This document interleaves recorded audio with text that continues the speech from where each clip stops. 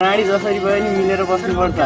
मिलेर बस्नु त उलाई साली मन पर्छ हैन त्यो कुरा त हामी मिलाउँछु त। ए जाऊ जाऊ जाऊ। ए मासाले ससुरो भाइ नमस्ते नमस्ते। अब हरिलाल कुर्सी लिएर आऊ त। ल आउनु आउनु बस्नु बस्नु। ल ल ल बसौँ बसौँ। साली साली बस्दा पनि हुन्छ तिमीले। कान्छ अङ्कललाई बोलाऊ त।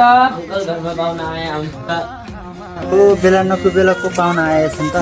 ओ सम्झीजी पो आउनु भयो अरे। नमस्ते नमस्कार। ल बस सम्झीजी। ल ल बस्नु। ओहो के कामले आउनु भयो सम्झीजी? ए छोरीको काम थियो। सिकाउन त सबै काम सिकाउनु भयो नि।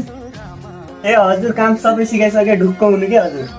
ल ल उसो सबै कुरा छोरालाई सुत्नु।